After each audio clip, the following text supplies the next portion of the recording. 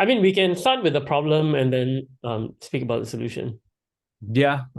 So just for some context, this is our third call together on my YouTube channel, and the first one was about winning and your edges and your handicaps and stuff like that. Second one was about frames, and really, I'm asking for this call mainly to help me contextualize and think more clearly about a series of essays that I want to be writing about the things that we're going to discuss.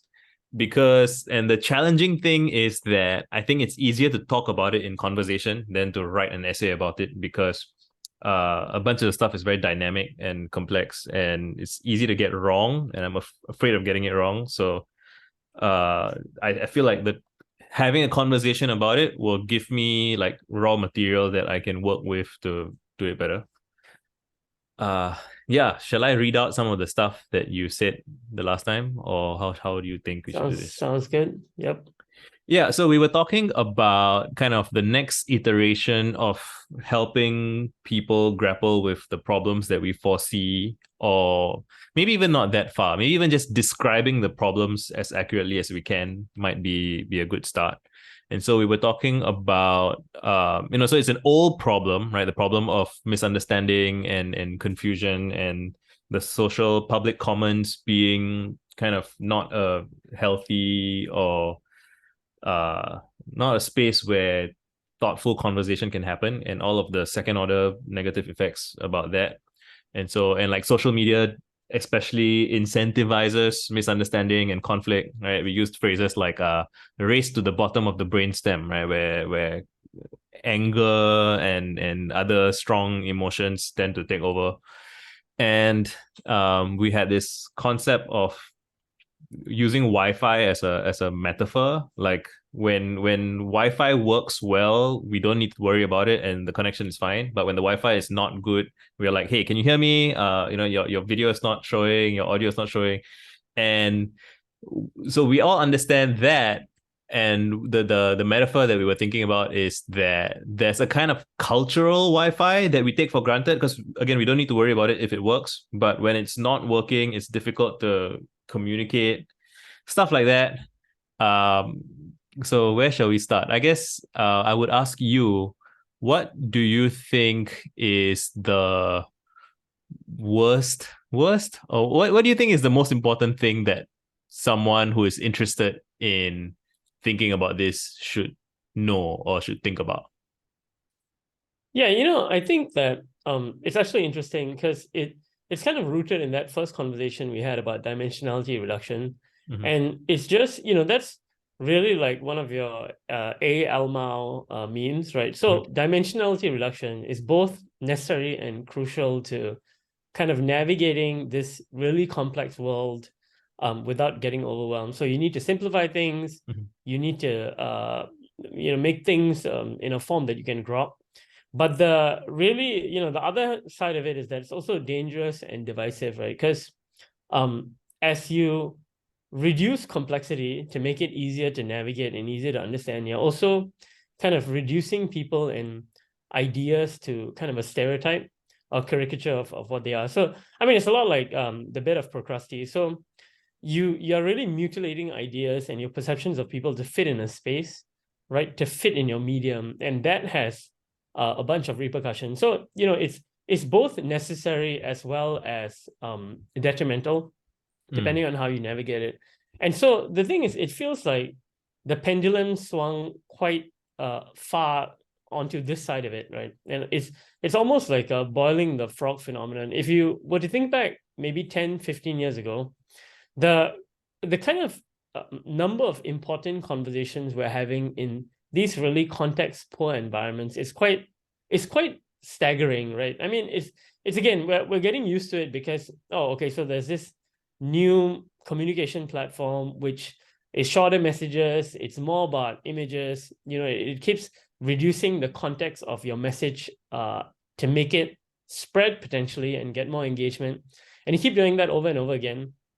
And it feels like it's just that we're in a place where we're in such context poor environments that it's not surprising that there's misinformation and anger. There's so much misinformation and anger. It's just that we are interacting with disembodied profile pics most of the time, strangers, in this kind of global town square, it's not surprising that because we've reduced all that context away, there's a lot of misinformation and misunderstanding. And so we've almost normalized these context poor environments, right? Instead of usually getting your information, maybe from mainstream media and electronic media, but there was still, it feels like a strong component of getting it from people or you have richer context about. And so you can kind of frame the information you're getting that it's harder to do now just because everything's so fast. It's almost like a bit of a dark forest, right? It's because this environment is so, the information environment is almost militant.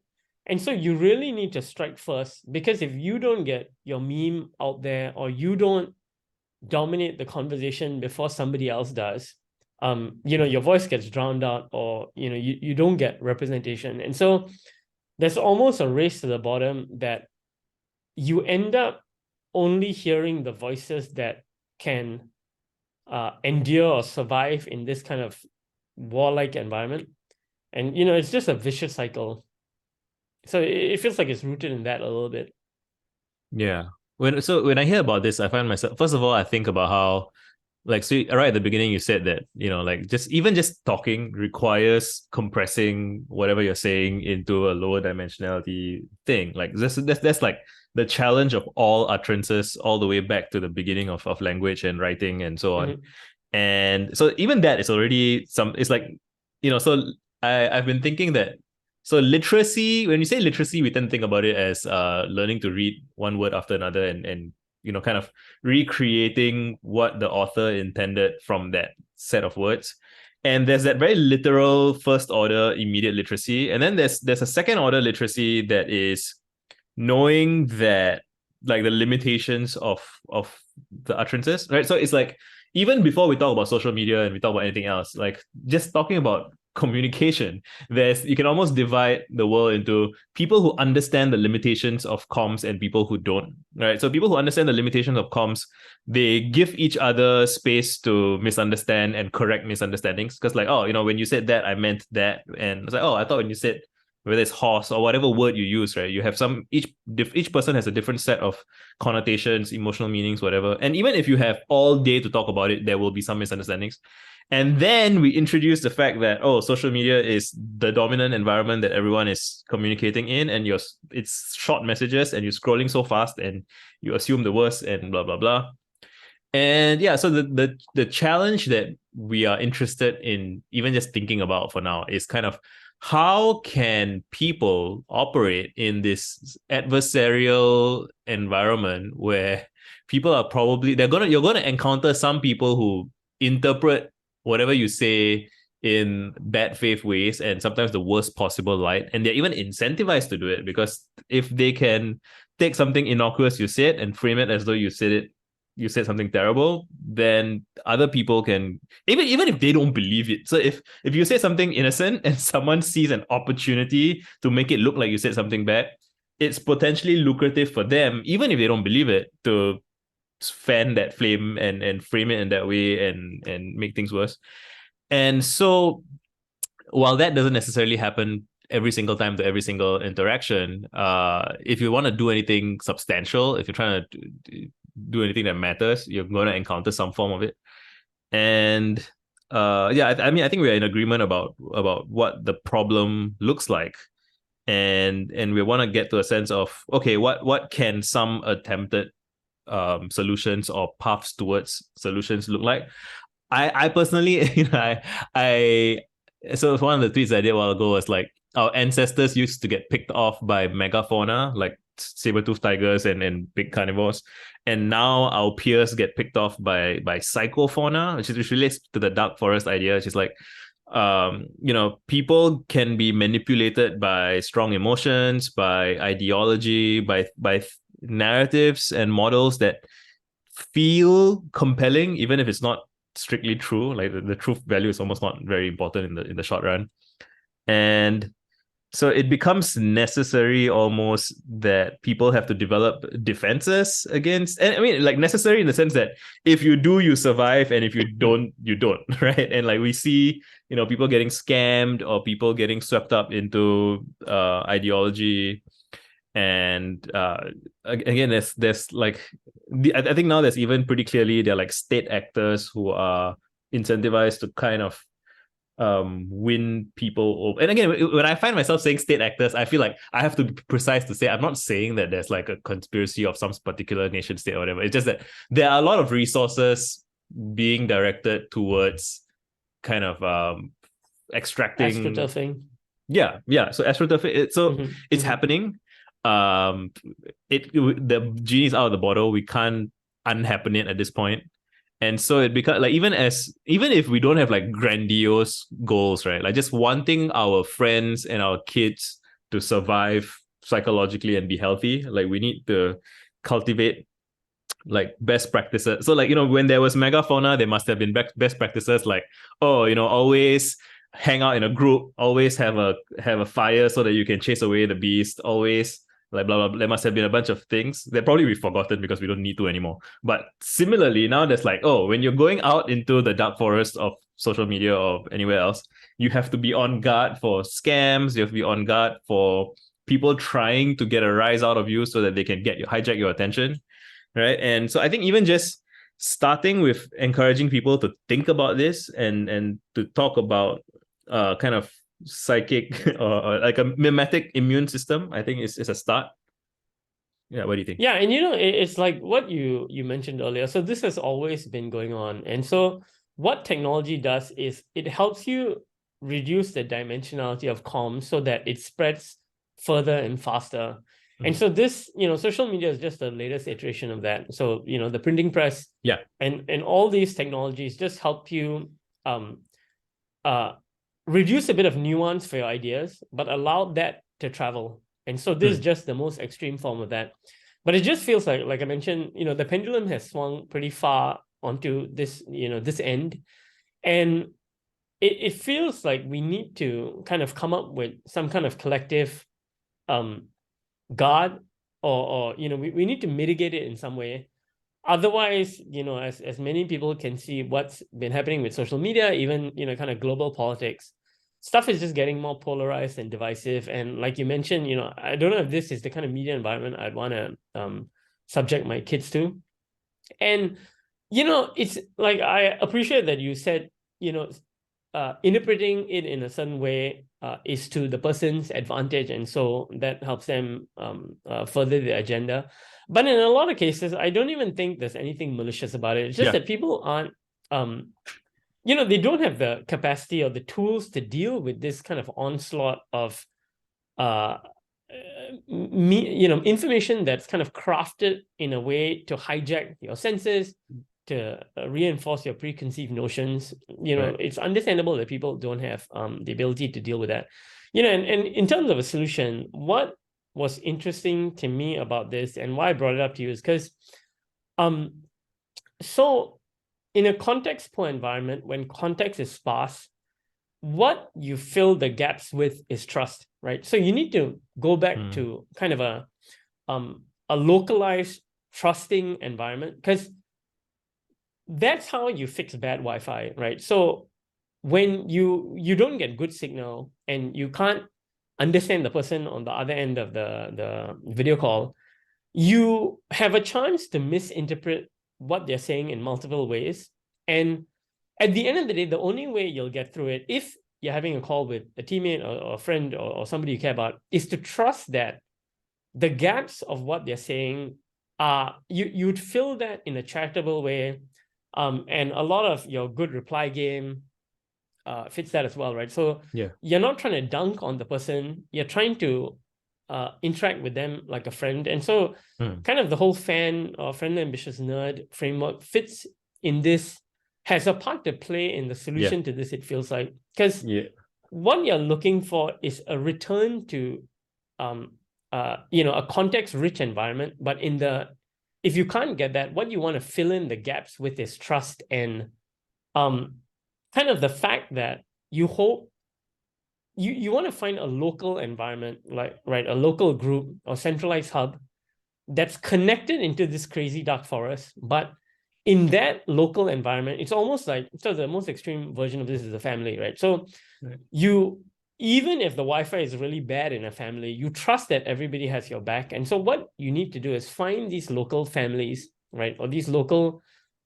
communities or local trust centers, which helps you navigate all the rest of the information that the wild kind of forest is throwing at you. And so it feels like friendly ambitious nerds, or there's it has a part to play in the solution. I don't know what that looks like, but it's a return to a more context-rich, trusting environment that helps you interpret all this crazy stuff that's going on.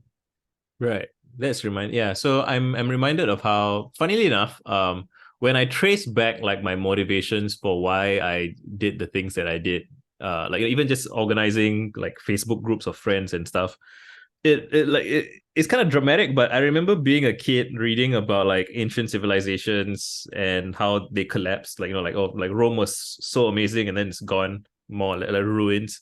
And then reading about like the Japanese occupation of Singapore and how like there was hyperinflation and money became worthless, and then like social breakdown basically, right? Like every money has no more meaning, and people like gangs ruling the streets and stuff, and just trying to make sense of that. And I was kind of, at the time I was kind of surprised that other people did, like my peers didn't seem to be as haunted by it. I don't know what the variable is there, but I was haunted by it. And I'm like, okay, so how do you not get screwed by the next cycle of whatever crazy thing is going to happen without knowing what the next thing's going to be? And one of the things was that, oh, okay, you have to have like a robust social graph of people who trust each other. And like, so even like, okay, tomorrow money is worthless, that's fine. Like, I've known you for 20 years, you've known me for like, I know your kids, you know my kids, like we'll take care of each other. Like, so like neighborliness is something worth investing in. That, when on a day-to-day, you come back from work, you're tired, you're like, should I go and say something, go and like bring my neighbor a gift? You probably might not have time for that. Like, so in the absence of that broader model of like, so when you're constrained by the scarcity and challenges of your daily life, it might not seem worth investing time and energy and effort into like relationships with people. But it's like when a crisis hits, you realize that you need, like, if you don't have it, it's too late, kind of thing. And yeah, so one way of thinking about like the friendly ambitious nerd stuff is persuading people who are interested, and I don't want to force anyone who's not interested, but people who are interested in kind of cultivating, and you can't rush this, I think. So part of like the Wi-Fi problem is like having an extended period of time where you can witness other people doing what they do. And when I talk to people who I do trust on social media, like, so it's interesting to reflect on, let's say, having spent a decade on Twitter just hanging out. Like, there are some people that I trust much more than other people that I would and different people I would trust to different degrees about different things in different domains and blah blah blah. And part of that is just being able to witness people for a long time, and kind of, and even that, like, choosing to do that is not a typical thing. I think I'm wired in some way that I'm like, and for whatever reason, I'm interested in observing. Like, I find it almost like in the good days I find it fun, and in the bad days I find it necessary in some way. Like, I want to know how other people are doing, who likes who trusts who, and whatever. And so, to be realistic, we can't expect every single person to suddenly and quickly develop like this heightened sense of the social graph or whatever. So everybody kind of has to rely on some local neighborly switchboard person. And if you read even a bit of history, it's like, oh, where there are middlemen in like, in like villages in rural India or whatever, there'll be some middleman who is their switchboard to the city, like for jobs or for whatever things. And sometimes when these guys are good, like they help to uplift the community and bring wealth and opportunity. And sometimes they like screw them over with, they take their money and exploit them or whatever. And so I mean, I just feel like I want to say that out loud, that like it's a great opportunity for middlemen to bring great value to other people in a social graph. But it's also, people should also know that like you shouldn't blindly trust anyone who promises. And like recently, like you shouldn't necessarily trust someone who says, "Oh, I'm gonna take care of your money in this exchange or whatever," and like you should just trust me. Like you there. So with the Wi-Fi problem, there's like you have to trust in some people, but you also have to recognize, like you should never, if you can, you should avoid putting all your money or all your any one interaction that could ruin you. You should avoid that if you can, right? That's like a general Inserto hygiene principle. And yeah, so there are the hygiene principles, and then there's like the um building trust with people and or trying to, and what else, trying Yeah, to, yeah, so go ahead. I don't know if I'd say necessarily the middlemen. So I treat them almost like village elders. So Okay. what we do have good machine. So okay, so our wiring or our machinery, social machinery isn't evolved to deal with this crazy public square. Mhm. Our social machinery is evolved to the extent, like Dunbar's number, and to a certain frame or certain scope of social interaction, we do have social machinery that's evolved to that stage. And so I would say the local campfires in this dark forest would be the size of those local campfires would be bounded by what we can deal with our existing social machinery. Obviously, tech can help us augment that, but I think there's some fundamental kind of limit to the safe spaces that you inhabit in this kind of new media environment. They would be limited by some inherent kind of social machinery limitations we have. But that's fine, because technology can both help us coalesce these kind of smaller campfires, with kind of Web3 and things like that. It's easier to coordinate around smaller groups, even if they're not geographically, situated together. Right. And what that lets you do is you can find the modern equivalent of a village elder for whatever context your village is and your village elder is, to help you navigate the dark forest. And the thing is, you would rely on the village elder, or you'd evaluate how much you trust the village elder using the social machinery you already have. And if you can't evaluate them, you don't need to, right? It should be a very natural, the local campfire should feel very natural. They should feel, not like necessarily families, like slightly larger than a family unit, right? So in your neighborhood, you don't need a lot of technology to figure out who you can trust in your neighborhood or who the leaders are. Right. And so it'd be very similar to that, except that instead of a geographic neighborhood, it would be kind of a demographic or psychographic neighborhood that you create out of the technology helps you assemble. And this local kind of campfire allows you to gather together, slow down the pace of media, or slow down the pace of information, perceiving stuff that's happening, right? Right. So what new tech does is it speeds it up, right? Makes it go faster, makes it go further. What you want to do is reverse that process in the local campfire and filter that information through the lens of a local group you can trust and has your back.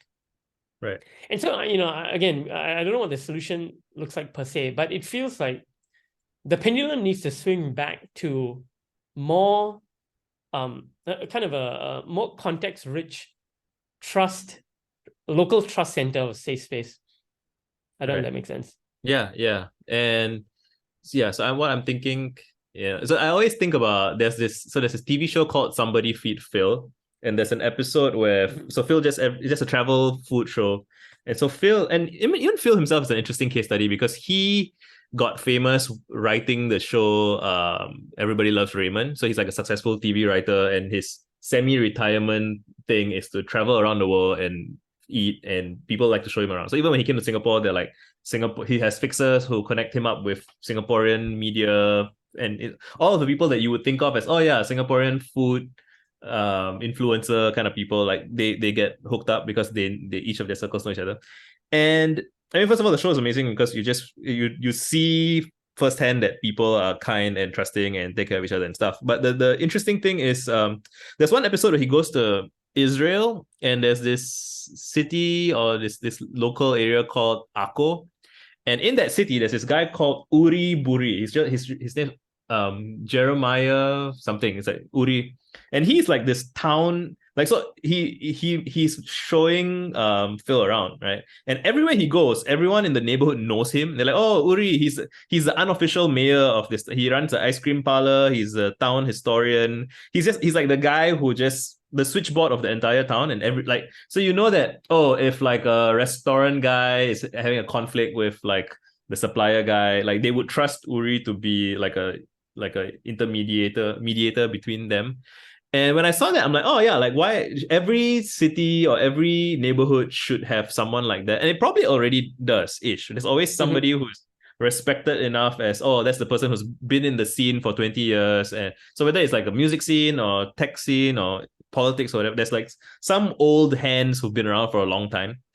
And maybe part of it is that like on social media is so young that we haven't really people haven't gotten the time to kind of see who the old hands are or who've been around for a long time. And I think just encouraging people to realize that it's good to be, I mean, so again, I don't want to like force anyone who's not inclined to do it because it is a lot of work, and like it should be something that you want to do and not you feel obliged to do anyway.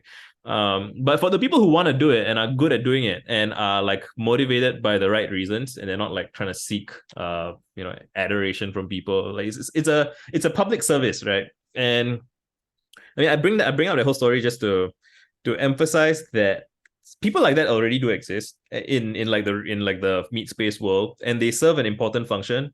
And it seems likely that a similar function would be necessary in psychograph, social graph spaces. It seems like we have a bit of a shortage or some kind of deficit there. Like there's not enough people, or the people who are doing it are not doing it well enough, or it's just we are like you said, the pendulum needs to swing back. Yeah.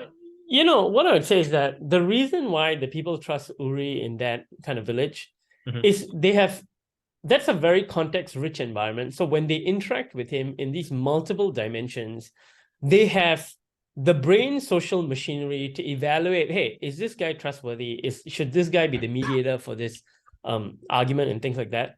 So the problem is it's hard to, or rather, right now, social media is just, we lump everything into social media. It feels like as this tech evolves, you'll realize that, okay, maybe there are two different types of social media. The context-poor social media, which is massive reach, engagement, speed, and there's context rich social media, which is slower, smaller groups, but where you find your Uri, right? So the context-poor social media is effectively a different product from the context-rich social media. And what happens is they serve two different purposes for you, right? One serves the purpose of, okay, who is the Uri of my local campfire, or my, the head of my group, who I can use to help pass the rest of the world through, to give me some kind of local understanding, or to slow information down because I can trust them, or they tell me who to trust in the campfire. And then there's the context-poor social media, which is really, more like the Wild West, but the land of opportunity. There's a lot of stuff that goes on. You can meet people that you wouldn't otherwise meet in your local campfire.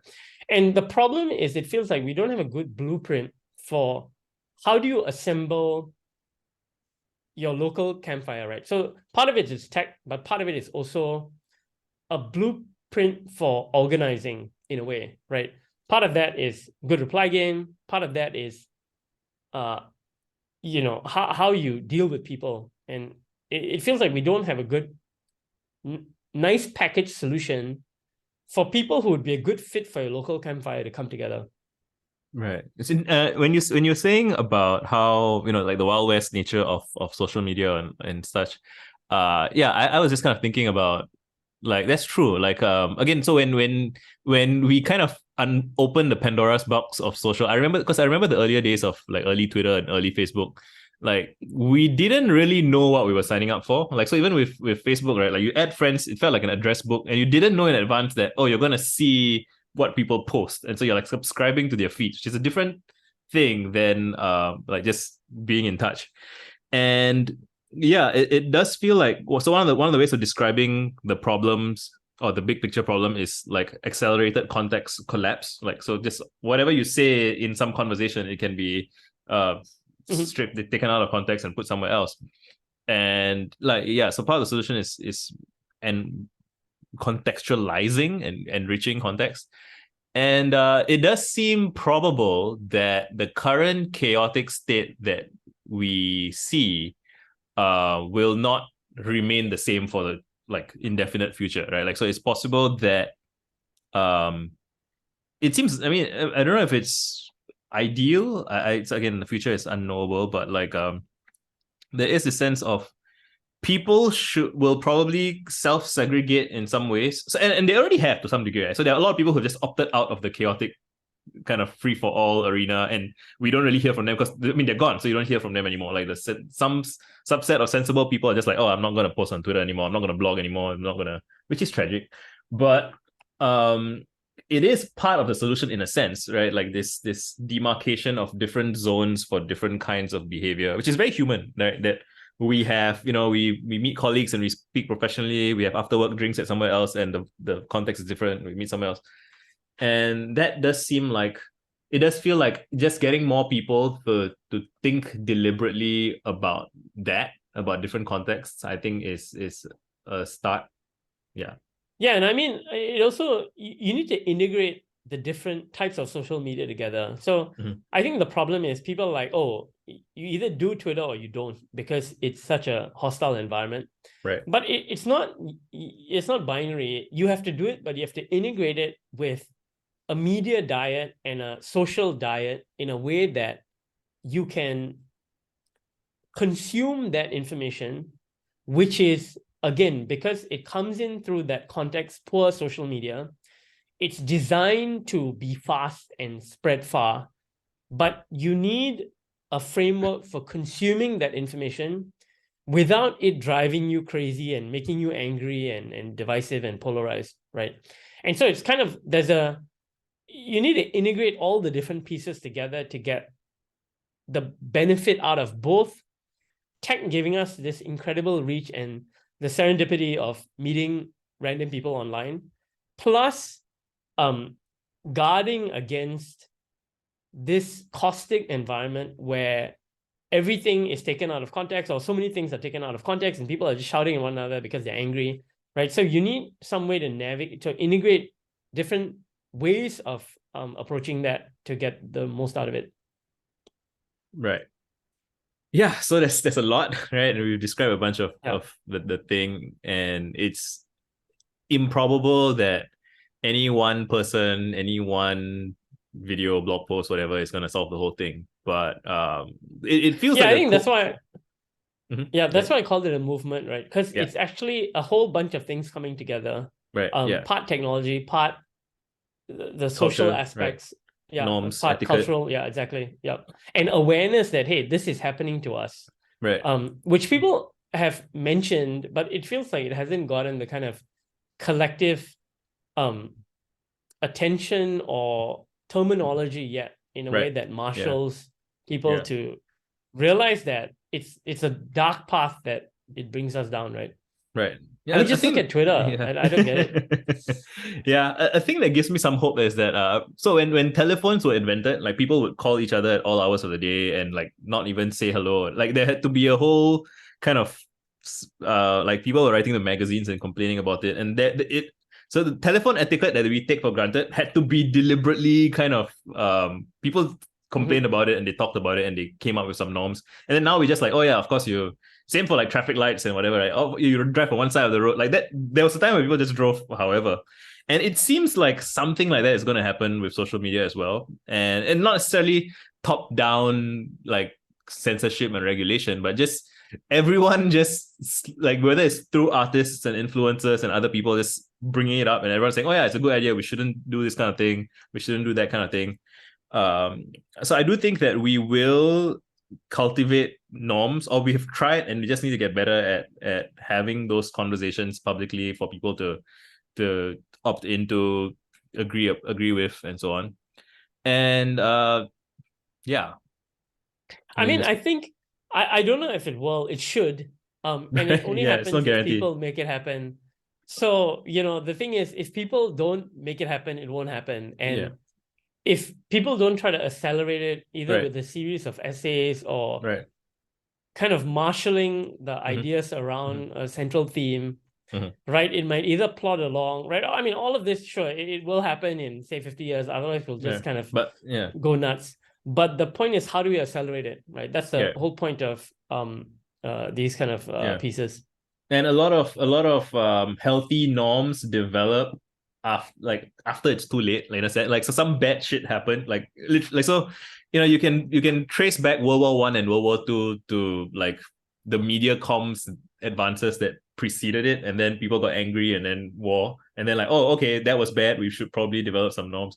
And so a cynical perspective, not even cynical, like a serious, considered perspective would consider the very real possibility that we are seeing it happen right now, right? So it's like, if you're realistic, to pretend that it's not happening would be like burying your head in the sand. So yeah, so what we have in front of us is opportunity and also risk and near certainty of like much worse outcomes than what we've seen so far. Like what we've seen the past 10 years or so, like things are going to get worse, right? And so we tried our best to anticipate it, mitigate what we can, not be demoralized and give up, because that's losing by default, right? So we have to try. And yeah, trying to continue finding more people who are interested in being a part of the solution, and not prescribing. It's like you're starting the first campfire. Yeah. And I mean, somebody needs to start the first campfire. Right. And I think what gives me hope is that there are people who already have, without necessarily even trying to, kind of just casually done it. Like there's like some subreddit about flags, and they just happen to coincidentally have very, very healthy communication norms. Like just out of arbitrary, the first few members were healthy or whatever, and then just that whole community is just unusually well run. So like there can be some arbitrary kind of success stories, and we can identify them, learn from them, connect them, and just be more deliberate. Maybe not so much start the first campfire as start the first campfire and realize, okay, this is a campfire and other people need to start campfires, and we need campfires to survive this new media environment. Yeah, I think that's a good point to end on. So I will end the recording here. Thanks, Dinesh, for chatting. All right. How do I stop recording?